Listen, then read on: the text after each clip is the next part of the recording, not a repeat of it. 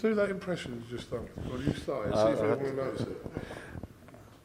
This is Kugan Cassius from IFLTV. Yeah, I've got a sore throat today. That's not how it sounds, is it?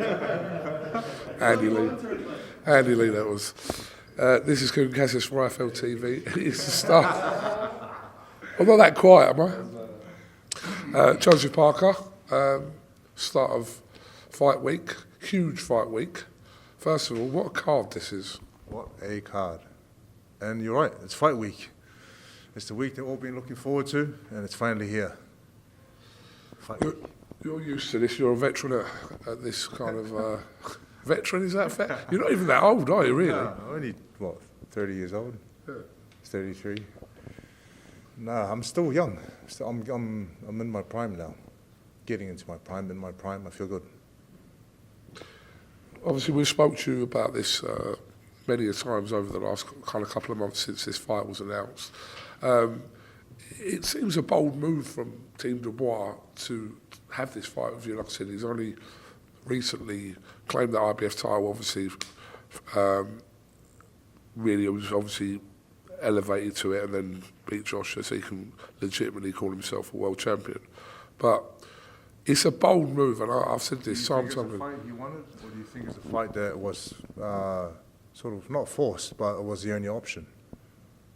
That I can't answer. What do you think to that? I don't know. I'm not sure. Listen, it is a bold, if you look at it that way, it's a bold move taking this fight, a big fight in front of him, and we've had some great success here in the Kingdom. But then also, if you look at the other way, was it a fight that he wanted, or was it a fight that was the only option that he had? Who knows? Who knows exactly, but when you look through Dubois' resume, his opponents that he's faced in his career are in line with this fight as well. You could argue that as well. Yeah, he's fought a lot of top names and had great success. And some fights he wasn't successful, but he's had a great bounce back. And he looks good. He looks very good.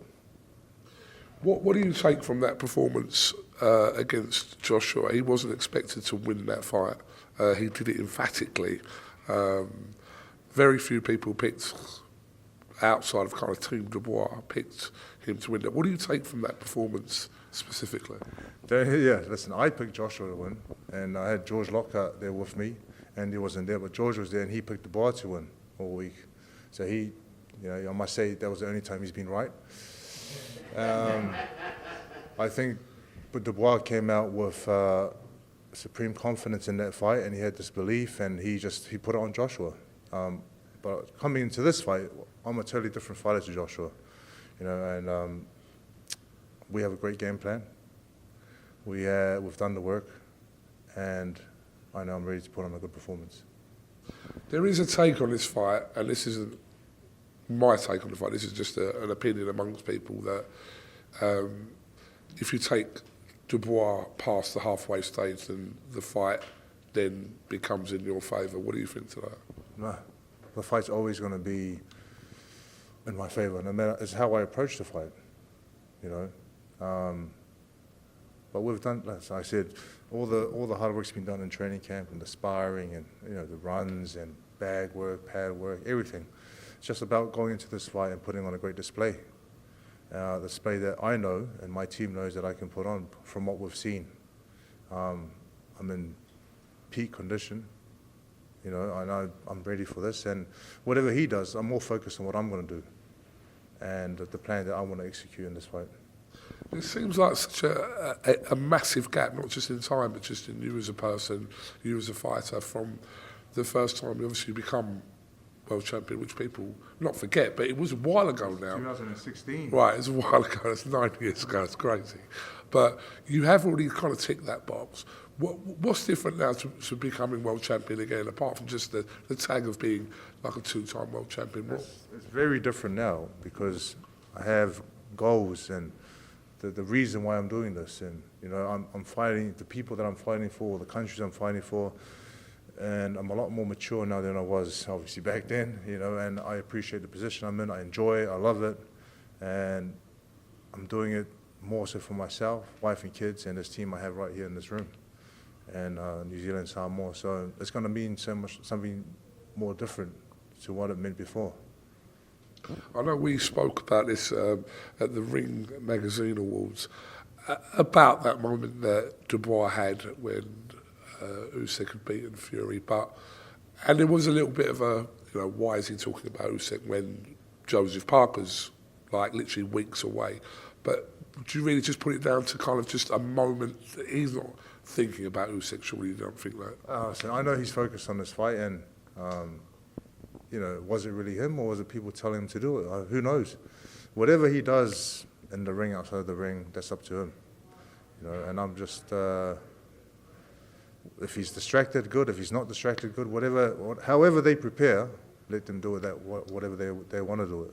But the way that we've done it is, we've just done everything right and ticked all the boxes and in a good place. What do you think specifically he's improved in that last 12 to 18 months, which has been quite notable, not just in the wins, but what do you take from how he's actually improved as a fighter over the last year and a half? He's, the Miller fight, there were times where he had to dig deep. Even in the Hrgovic fight, Hrgovic had a great start to the fight and was able to dig deep and show a bit more grit, determination in that fight and overcome the hard times. And with the Joshua fight, he just, from those fights, I think the confidence just grew and grew. He was able to put on Joshua. So he's had great success, and I guess it's the team as well, finding this belief and having a good team around him. He's had, he's looked a lot better as a fighter. You've got Azraq Kabayel and Zhang on this card as well, which is quite interesting and a difficult pick to make.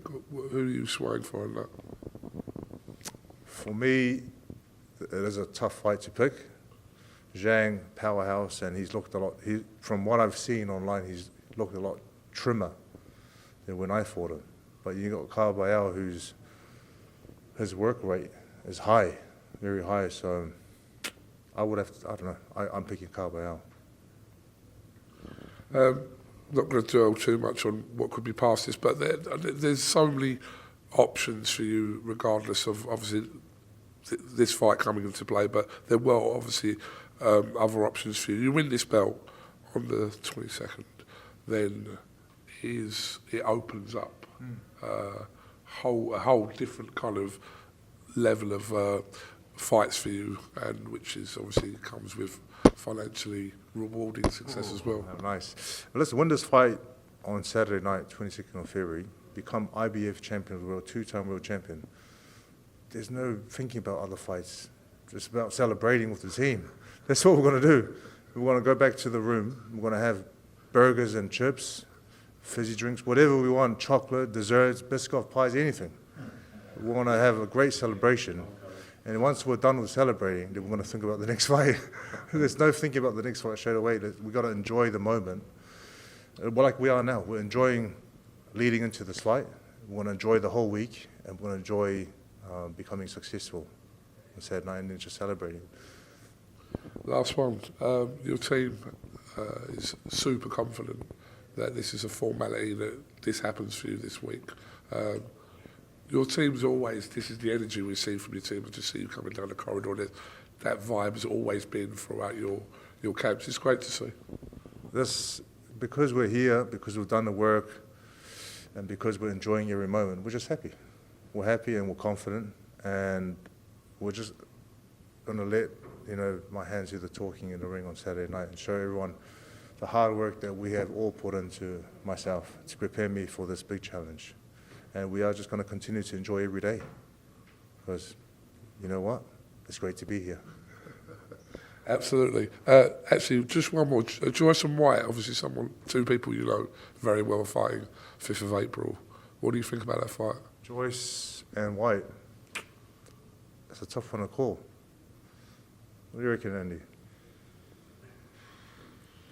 It's a tough one to call, because Joyce has lost to Chisora, and Whyte had a pretty tough fight with his last opponent. May the best man win. Very diplomatic. Joseph Parker, thank you very much for talking to IFLTV. Let you get on with it'll be a long fight, Big, but it'll be an enjoyable fight week. Thank you. Thank you very much.